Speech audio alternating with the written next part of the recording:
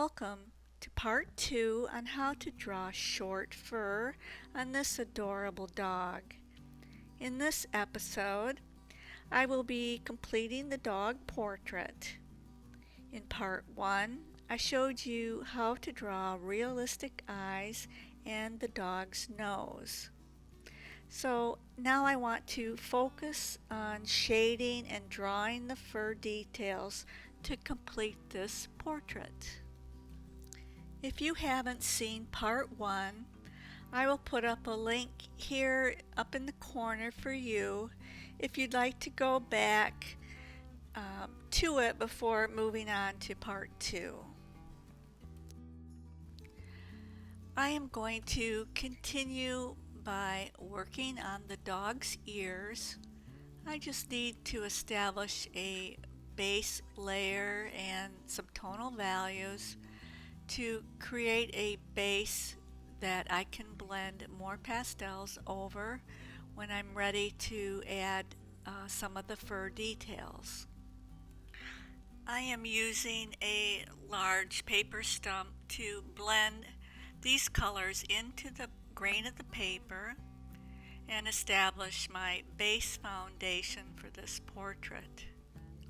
The Uart sanded paper is very rough on the fingertips, so I do recommend using a paper stump or some type of sponge applicator to blend your colors together. I used to use my fingers a lot for blending, and I did get a lot of blisters on my fingers doing that. So now I do make an effort to use an applicator, and usually once you have established a few layers of color on your paper, then blending with your fingers is easier and smoother and doesn't irritate your skin.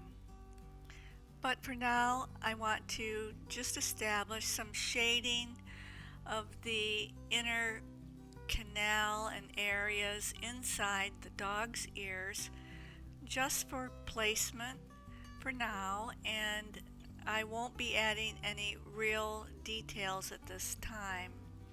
I just need to block in some of the areas and add some shading to help me determine where some of the darker and lighter fur will be applied later.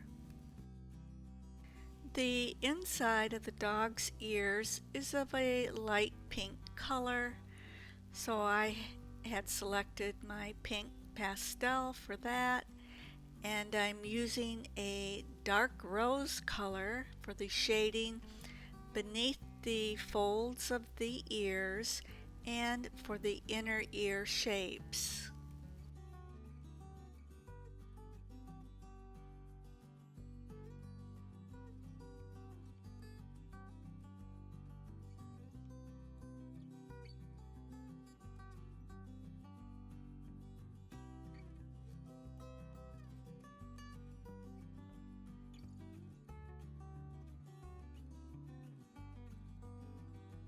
Next, I will move on to the left ear and apply the same techniques using my rose color pastel pencil to define the inner canal area and shapes of the inner structure of his ears. I will add a light layer of this color to the entire surface and then come back with my light pink over the rose color before blending these colors together. But first I'm going to define the shape of the dog's ear a little bit more. I'm going to use a light brown, similar to a caramel color, to add some areas where the fur on the edges of his ears is growing over the edges. Then I can come back with my blending stump to blend these colors together. Then we will have a beginning foundation for the dog's ear. I will come back to the ears later in this video, so please stay tuned. But for now, I would like to focus on developing some of the fur details now in the dog's face. I'm going to switch to a dark cream color and a light color to begin shading and drawing some very light and soft fur details at the bottom of the dog's ears. The dog's fur will be a combination of several colors of white, cream, dark cream, butterscotch color, and light brown to achieve a well-balanced fur structure in the dog's face. I am using short strokes that overlap one another to achieve a smooth texture in the dog's fur. As I work here, I'm trying to follow the natural direction as the fur grows. The dog has a lot of blonde hair in its fur structure, so I will focus on many of the lighter colors first and then gradually come back with some of the medium shades of brown to bring some shading and contours to the dog's face. The muzzle area is probably the lightest area of the dog's face, so I'm using a light gray and some cream color to add the shading to the shape of the muzzle.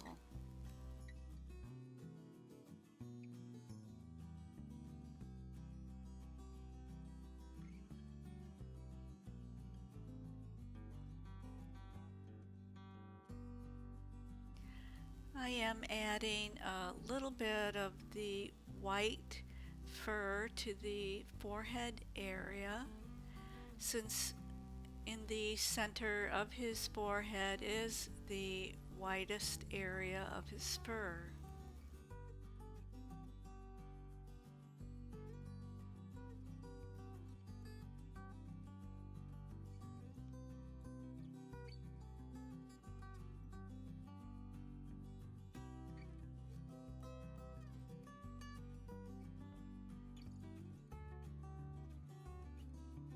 I have switched to a light gray to add some of the individual hair structure to his forehead, and I will continue using the light gray to fill in over some of the darker gray to begin blending some of the colors together.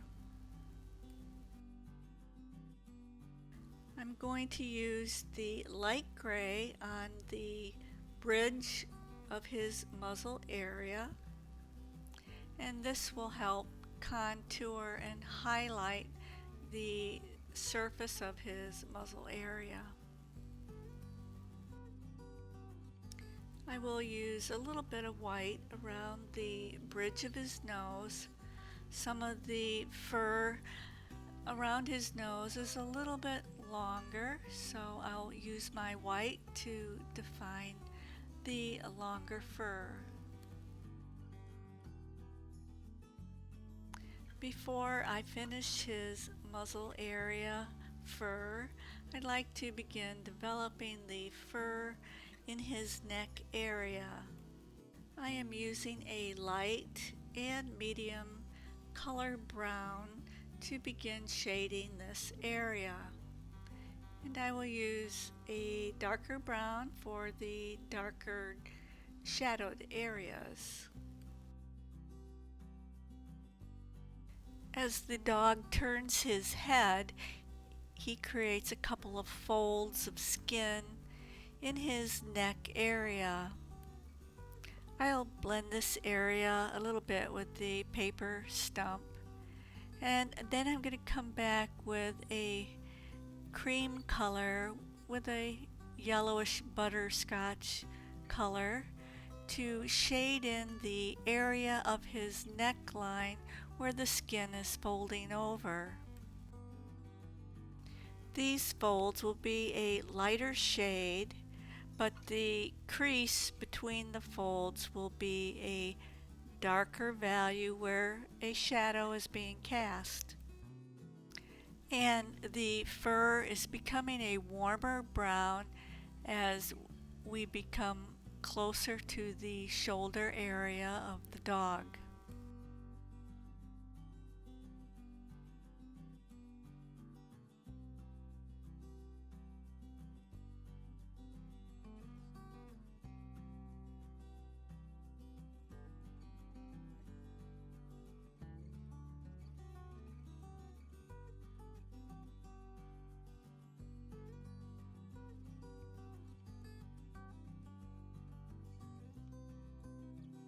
I'm adding some dark brown fur around his face, and this will help bring out the muzzle area forward.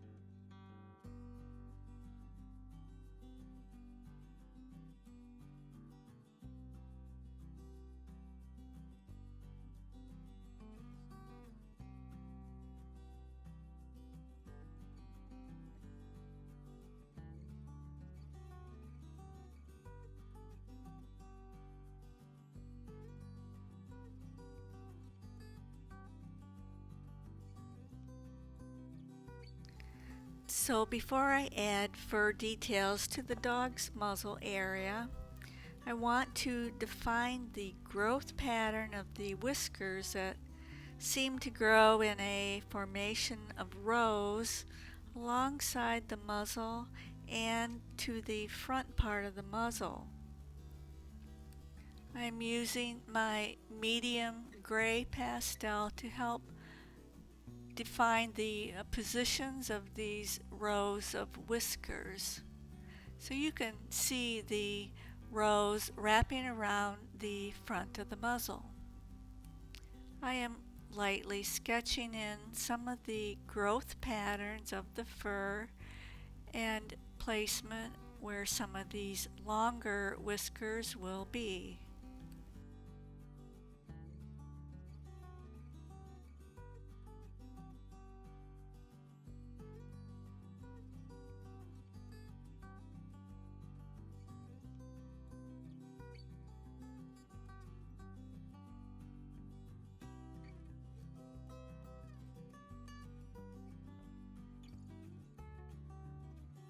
I will use my black pastel to define the upper lip of the dog's mouth.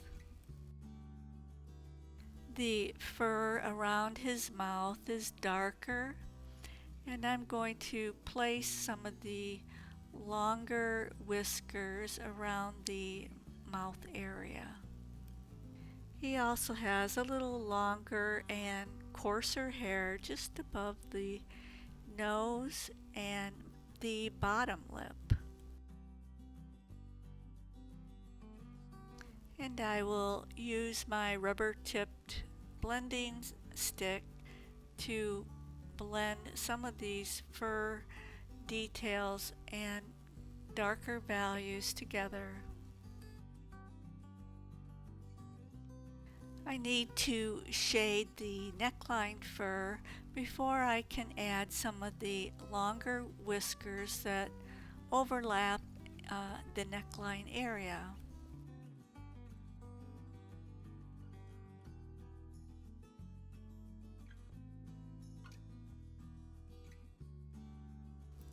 This area will be shaded a little bit darker because the muzzle area is casting a shadow on the neckline.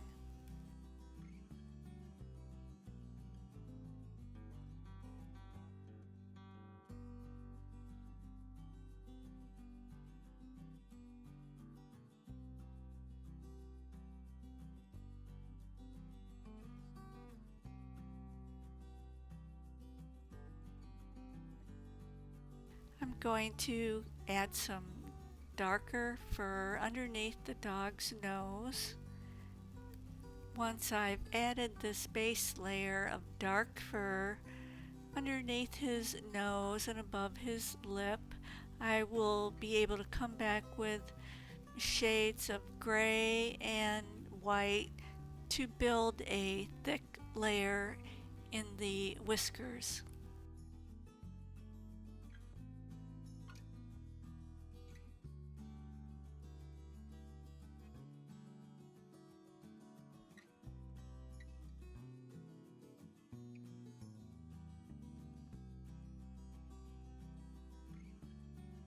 I'm going to continue using my white and light gray to follow the direction of the growth of the whiskers and try to create a very thick and coarse texture for the muzzle area.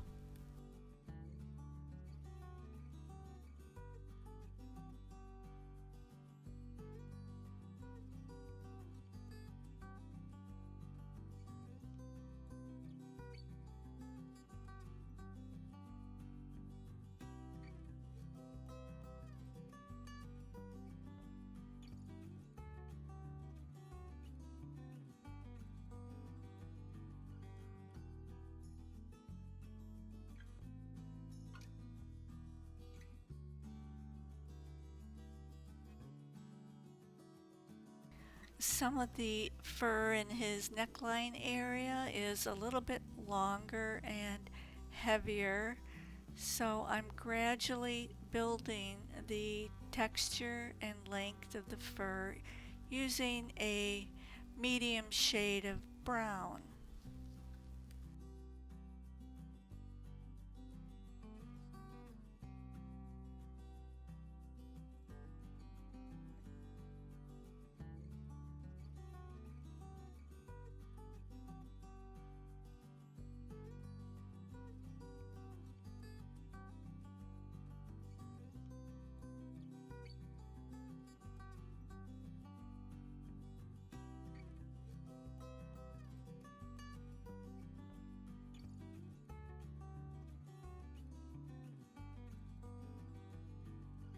I think I'd like to add a little more highlights to the dog's nose. I'm going to use a little bit of my light gray to create a little bit highlight just above the nostrils.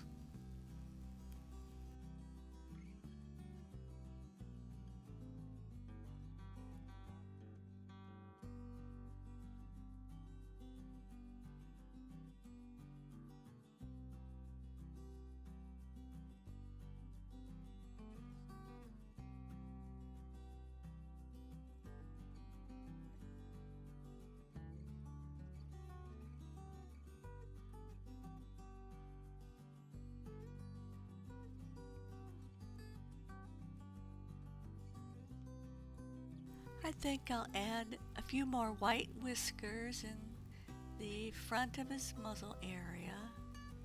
His muzzle is predominantly a lighter color with more white than the rest of his face.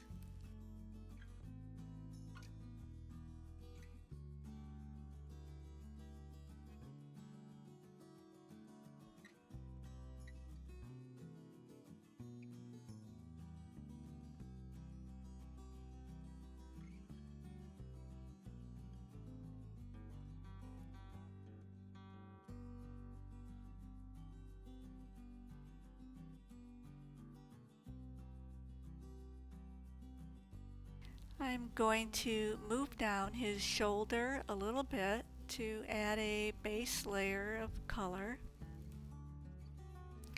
There are two dogs for this portrait, but for this lesson I am focusing only on the dog in the background in order to keep this lesson a shorter time. So now I will blend this area a little bit as he sits posed behind another dog. I am going to darken the crease folds inside his neck with a darker shade of brown and darken his shoulder fur as the fur gradually becomes darker.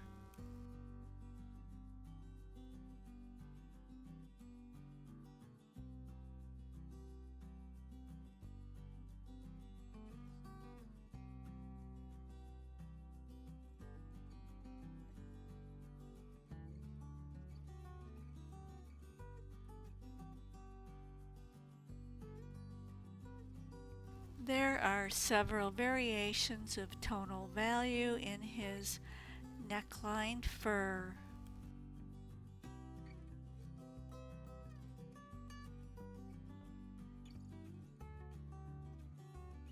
I will blend this area to get a smooth transition from light to dark values. So now I would like to finish the fur inside the dog's ears.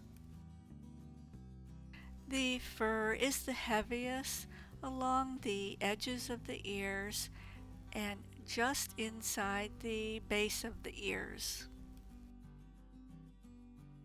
I am blocking in some of the longer growth inside the ears before I blend and start adding some of the softer, lighter colors of fur extending inside the ear. The fur will be the heaviest at the base of the ear. I need to shade and blend this area of the lower ears before I can complete the forehead fur that actually extends and covers the lower ears. But I'd like to step back for a few minutes to look at areas that may need more highlights, more fur details throughout the dog's face before progressing to the final details of the dog's ears.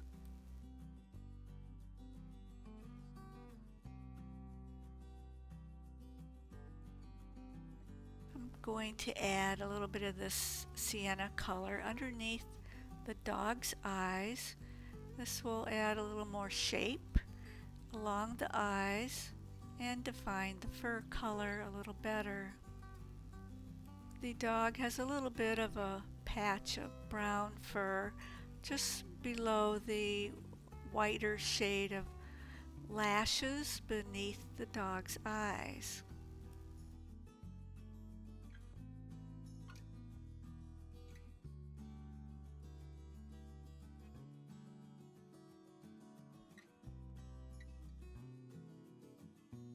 This pastel painting is rather large. It's a 16 by 20, and so what I've done here is I'm on the other side of my desk to actually add some of the details while I'm actually looking at the dog upside down.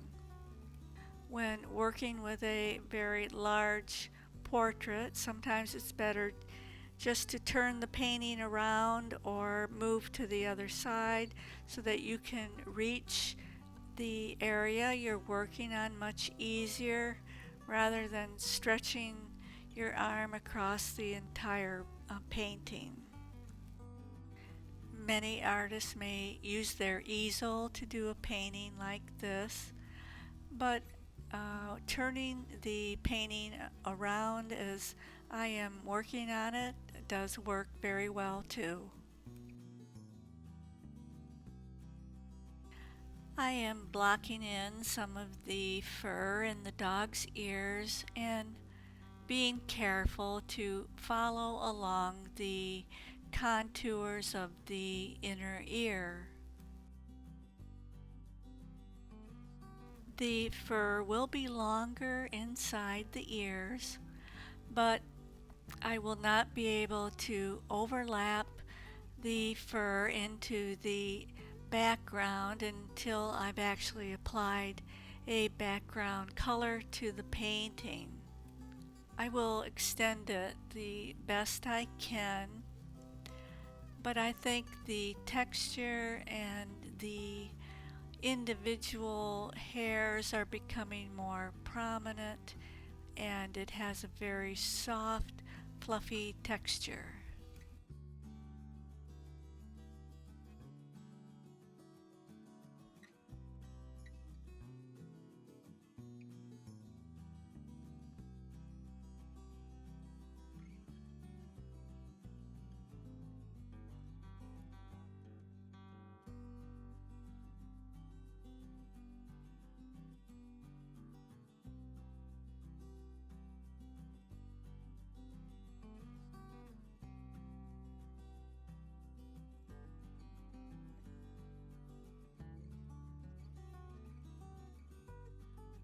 I'm going to move over to the right ear and follow the same process, starting with the darker, longer fur first along the edges of the ears, and then I'll gradually add the internal ear fur very softly and of a lighter shade of sienna color.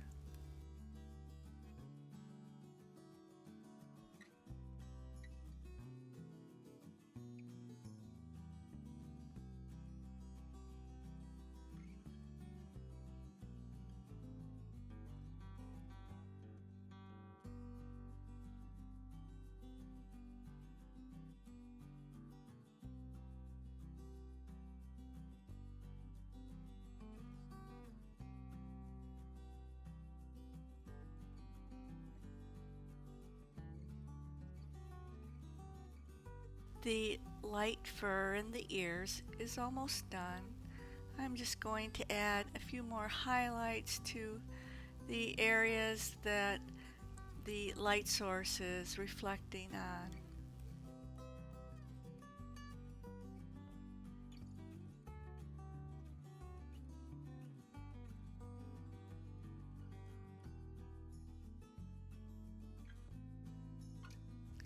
I have switched to my light pink to add some soft highlights to the tips of the fur inside the ears. This will complete the inside of the dog's ears, and I can move on to add a background to this portrait.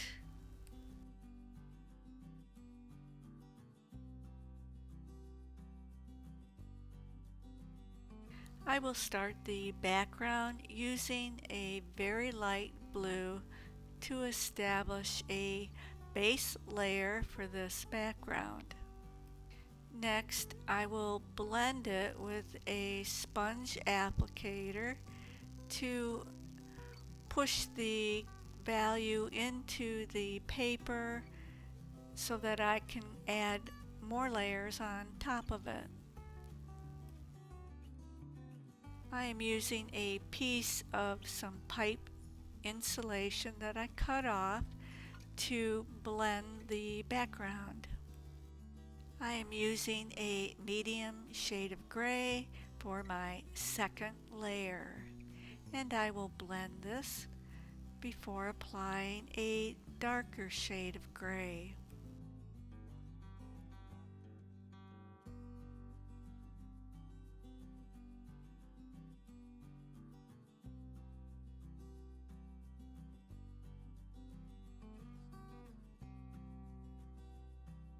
This will be my third application using a darker shade of gray, primarily along the edges of the background.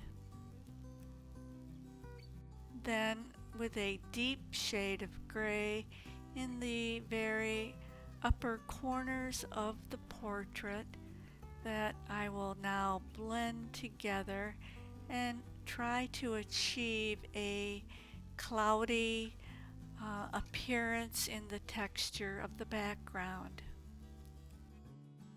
So this completes part 2 on how to draw short fur. I hope you have enjoyed this lesson, and please press like and leave a comment below. Please subscribe and see you next time. Thank you.